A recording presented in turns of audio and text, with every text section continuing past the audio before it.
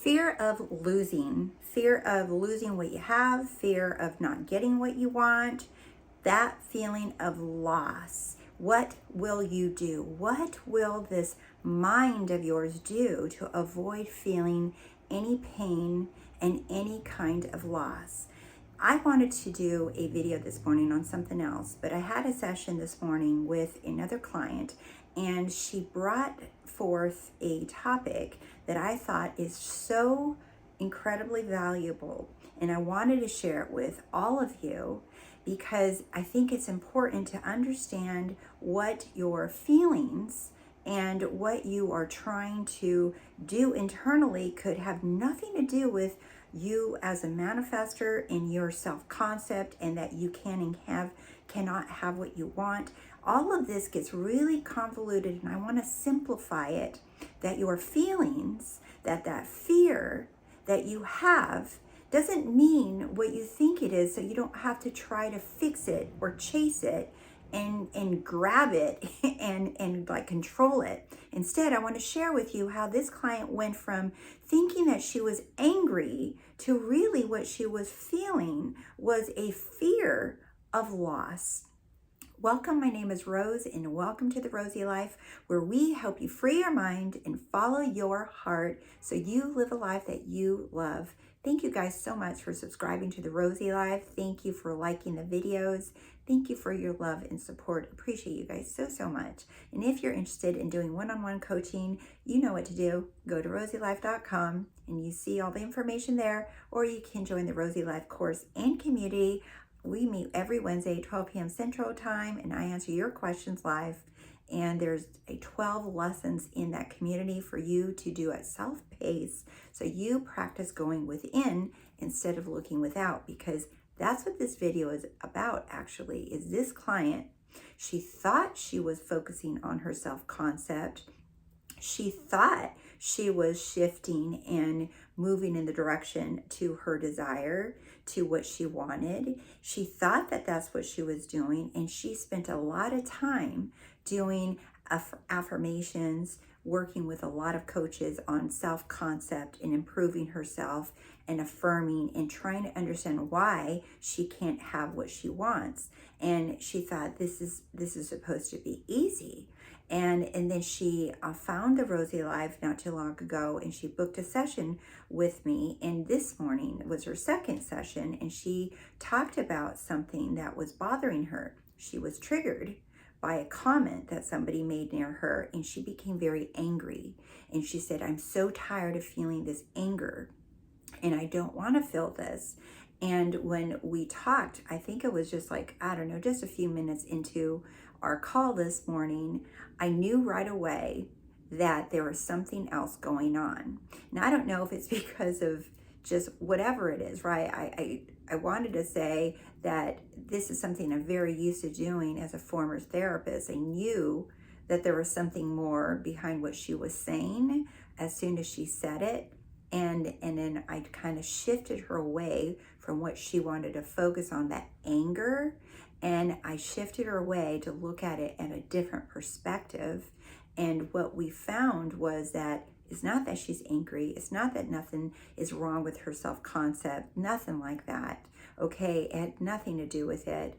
It had much deeper story that she had there, that until we uncovered it together, now she sees it and now she's free from it. But it was, she was trying to really go at manifesting her desire from just like she thought that's what she really wanted, and she's trying to figure out why she couldn't have it and why it wasn't working, and that something must be wrong and she's doing something wrong, or her self-concept is wrong. And we addressed those things in the first session, but in this session we really got to the root of it, and that is what I want to share with all of you, because I think it's so important. This fear of loss, or fear of any kind of loss, financial, your health, money, your house, your body, whatever it is, okay? So we're gonna address and really poke at this, because this illusion of loss makes no sense when you know who you are. Okay, so she came and said, "I'm angry. Okay. She said, I'm angry. I'm trying to stop being angry. That's what she said. I just don't want it. And she was just angry at herself, angry at her, the situation, angry at, that she's not doing something right with manifesting. So what were her methods is she tried doing self-concept affirmations because she was told by different coaches that she needed to work on her self-concept.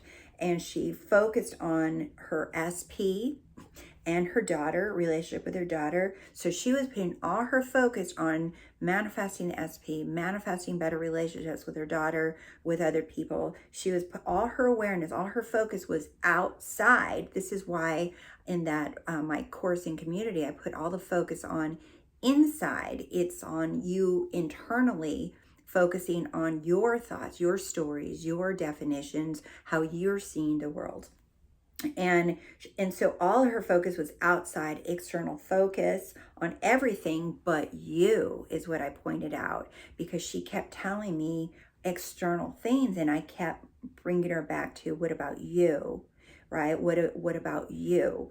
And when we did that, that's when we blew the lid off of what was happening here. So her angry was fear. And this is very common. I want all of you to know that many times, not all the time, but many times, angry is a disguise for grief, for sadness, for loss. And it's very common, even with like books, which I don't. I mean, they're fine, but like grief books, and they talk about the stages of grief and all those. And those are just stories, beliefs, and that they're fine if you want to use them. I personally don't agree with them anymore. But I just remember a lot of these things as a therapist that people still believe and buy into. And she was a good example that her fear was pain of loss. So she wanted to make sure that I shared this with all of you. And she said that it's the fear of experiencing the pain of loss. That was her fear, is that she would do anything to not fear loss because she had experienced a loss in her life from a loved one. And she said, I don't ever want to experience that again. So now in moving forward, she didn't realize that she was still carrying around that fear of loss still. So she thought she was getting a step ahead of it. And how this is what many of you do as well. So how people try to get ahead of not feeling pain, anything that you don't want to experience, to avoid feeling pain or discomfort of any kind, right? You're avoiding your situation, you're avoiding what's happening in front of you, you're avoiding your bills, you're avoiding your health, you're avoiding all kinds of stuff, right? You want to avoid, or you turn to control. You want to control situation, you want to control people, you want to control outcomes, right? And you might nitpick, you might become very nitpicky with a person or at a job or an employer or something because you're trying to control still.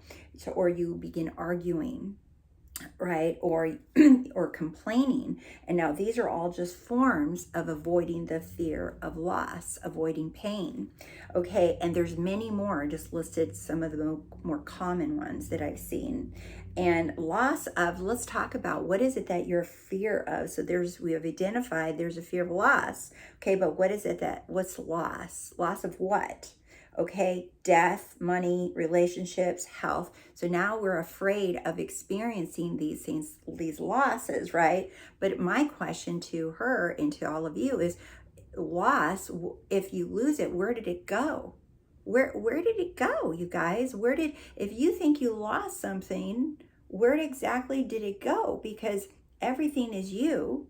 You are only experiencing the contents of your own consciousness. So where exactly did these things go? Where did it go? So what's happening is you move in awareness and experience loss. Understand this, you experience loss because the loss isn't real.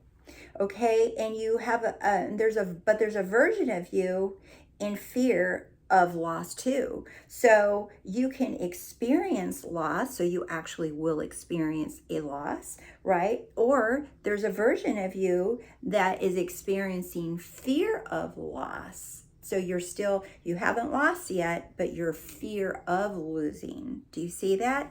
So, but loss of what? Where do these things go? Right? Where do things go? Including people, right? They haven't gone anywhere, because the truth, that's why I constantly point out to the truth of who we really are.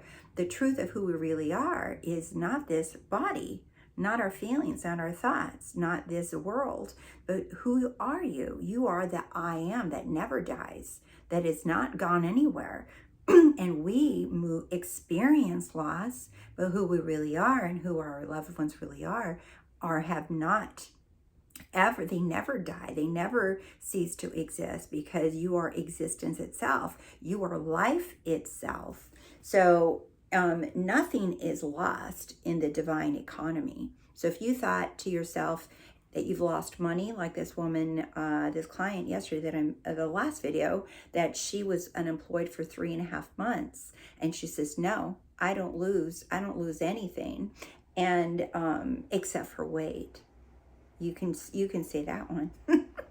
You don't know, I lose weight or I lose debt. Those are the only two things that I lose, because everything else, no, I gain, right? So I was just being funny with my client when I said that. But this client that in the last video that I made, it's like she was unemployed for 3.5 months, and she says, no, I don't lose money. I didn't lose money from being unemployed. She says, I declare that I never lose.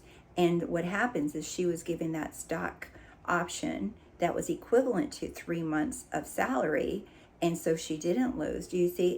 Where do you think this loss goes? Nothing is lost, and this is Neville Goddard, nothing is lost in the divine economy. We cannot lose anything except by descent from the sphere in which the things has its natural life. It is our conception of ourselves which frees us or constrains us. It is a conception of ourselves that frees us and open us up to remember that nothing's lost, or it constrains us, contracts us to believing that we've lost something. Do you see? So in the divine economy, I love that. I'm like, heck yeah, we live in the divine economy, you guys. That is who we are. That is our economy. It is the divine economy. That is the economy that we dwell in and live in. That is our economy as we awaken and remember to who we are. And I love that Neville used that the only we can not lose anything except by descent from the sphere in which the thing has its natural life. And I thought, ooh, that's cool. So I made an attempt to draw a sphere. Okay, it's not perfect, but it's perfect for me. All right, so here's the sphere. In the sphere, the definition of a sphere is all points are equal distance, but it comes from a center point. Everything is measured in a sphere, and this is a mathematical use, and we see spheres everywhere in a ball, basketball, golf ball, all kinds of things, right? So it's always a perfect measuring point from the center to all different distances. And that's, I love that Neville uses that, because the sphere represents the all, and that's you. You are the center point, and you have access to all things, and this is its natural state.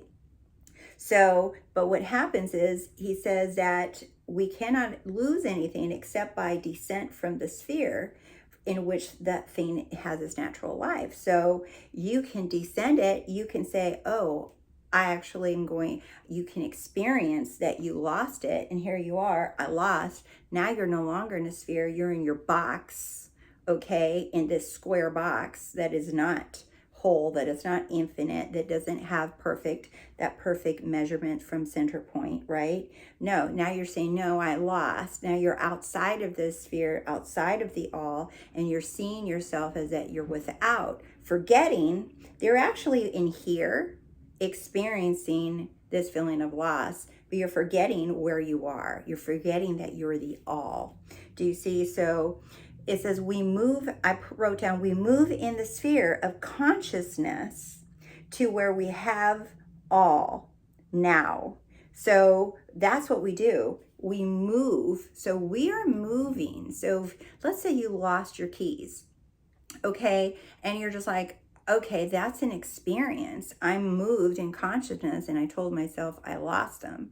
But then I can move in consciousness and say I have them.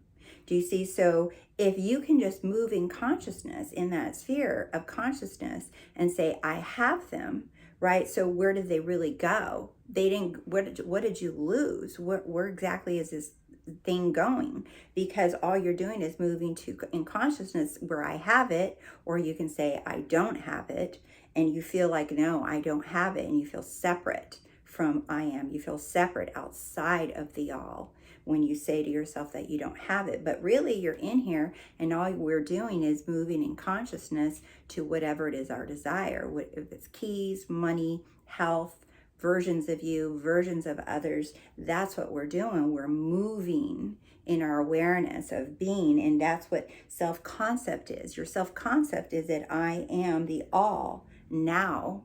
That's the ultimate self-concept. Nothing is wrong, like with this client, nothing's wrong with her self-concept.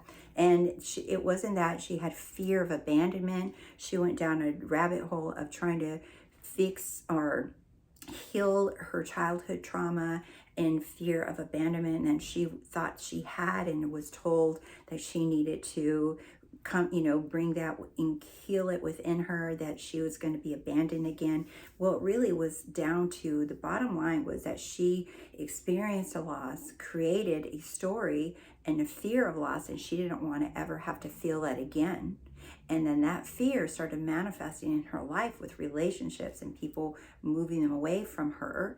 And she was like, okay, the thing that I fear is happening now. And she said, no, I'm like, I am angry because I know the law works, and I'm angry because something must be wrong with my self-concept. And she was feeling triggered by people talking about infidelity or people losing or all of these topics, and had nothing to do with it. She had taken her eye off of herself. She forgot to go within and remember that she is that all, that she is one with all of it, and that she's only moving in consciousness and remembering that she has everything, and that I can declare who I am and that I have it all now and it's mine right now.